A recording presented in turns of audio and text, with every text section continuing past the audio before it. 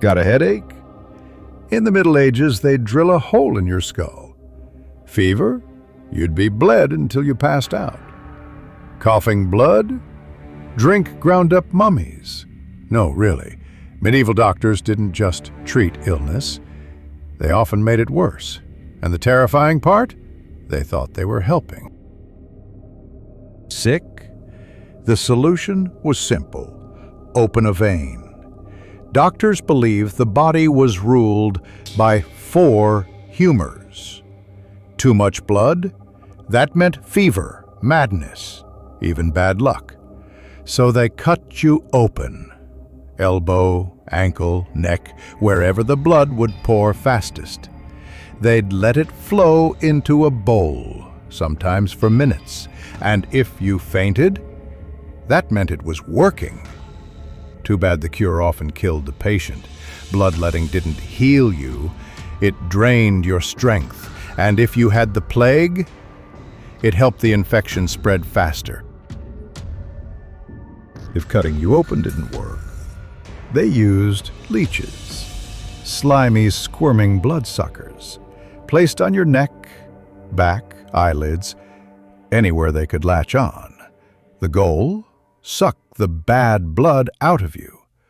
Some patients had dozens attached at once. Children, pregnant women, the elderly, didn't matter. If you were sick, the leeches were coming. And here's the kicker. They reused them. One person's infected blood could be your next treatment. Imagine this. You're sick, pale, weak, coughing blood.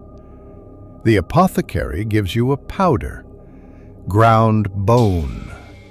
Not just any bone, mummified human flesh.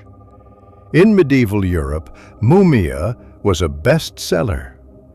Pharmacists scraped blackened skin from Egyptian corpses, crushed it into dust, and sold it as a cure for seizures, nosebleeds, even heartbreak. One 16th century medical book claimed, "The flesh of a mummy, well prepared, is excellent against bruises and broken limbs." Royals drank it. Doctors prescribed it. You were literally consuming the dead to delay your own death. Got a migraine in the Middle Ages? They didn't give you herbs. They gave you a hole in the head. Trepanation meant drilling into the skull, with a hand-cranked blade or a sharpened rock. No anesthesia, no sterilization, just bone, blood, and screaming. They believed demons caused madness, and this hole was their exit. If you survived the drilling, you risked infection, seizures, or worse. But if you died, the priest would say the demon went with you. Either way, their job was done. Medieval medicine loved animals, not to help you, but to suffer with you. For skin disease, you were told to boil a frog alive, then smear its liquefied body on your sores. Toothache? Burn a mouse to ash, mix it with vinegar, and apply it to your gums. One prescription for a sore throat? Tie a dead toad around your neck. They believed the disease would jump into the animal. If the toad rotted, good. That meant the sickness had left you. In medieval Europe, wealth didn't buy safety. It bought poison in powdered form.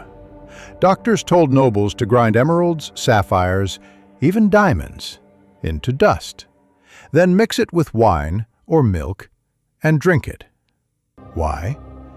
They believed precious stones had divine healing energy. Some recipes called for pearls boiled in vinegar.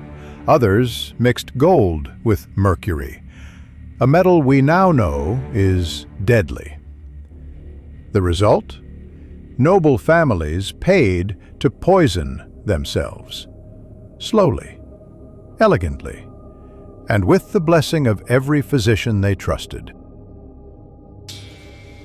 Before we understood bacteria, people thought disease floated in the air, thick, dark, and cursed.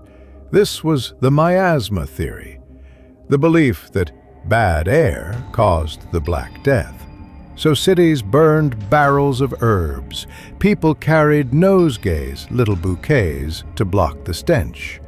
Plague doctors wore bird-like masks stuffed with mint, lavender, and spices. They thought it was protection. But while they inhaled roses, rats carried the real killer at their feet. By the time the truth was discovered, half of Europe was already dead. Hemorrhoids in the Middle Ages? No creams, no surgery. You were tied down, face down. Then the doctor heated a metal rod until it glowed red and burned the hemorrhoids away. No anesthesia, just pain, fire, and the smell of scorched flesh. The idea was to seal the blood vessels, but in many cases patients went into shock or bled out hours later. Got an infection or a wound that won't heal? Your doctor might pack it with pig dung or goose droppings mixed with honey. They believed the rot would draw out the sickness. But in reality, the bacteria often made things worse. Some patients lost limbs. Others lost their lives. One popular ointment mixed feces with moldy bread and wine. They called it therapeutic. We'd call it biological warfare. Blood tests didn't exist, so medieval doctors used urine, not just a sample. They'd collect jugs of it, then analyze it by color, smell, even taste. Yes, taste. If your pee was sweet, they'd say you had a phlegmatic imbalance. If it smelled too earthy, it meant evil spirits were in your gut. One manual listed 20 types of urine and matched each one with a unique blend of herbs, leeches, or purges. The accuracy? Pure guesswork. But the confidence? 100%. In February 1685, King Charles II awoke with a convulsion, pale and speechless. What might have been a treatable condition quickly became fatal. Not because of the illness itself, but because of what followed. By noon that day, his physicians had unleashed a barrage of medieval medical procedures. He was bled, first 16 ounces, a pint, then another 8 ounces later. They cupped him, scarified, made small cuts in his skin, and applied blistering agents like cantharides, a vesicant that causes painful blisters. They gave him emetics, cathartics, and enemas, attempts to purge his body from within. All in an effort to balance his humors and draw out the sickness, according to medieval medical logic. But the reality was devastating. Blood loss weakened him drastically. Blistering and purging stressed his body into shock. With no effective treatment or rest given any chance to help him, his condition collapsed within hours. What started as an illness ended as a medical massacre. On the 30th of June, 1559, King Henry II was celebrating peace and unity with a jousting tournament. A splintered lance pierced his eye in mid-contest, a freak accident in the height of Renaissance pageantry.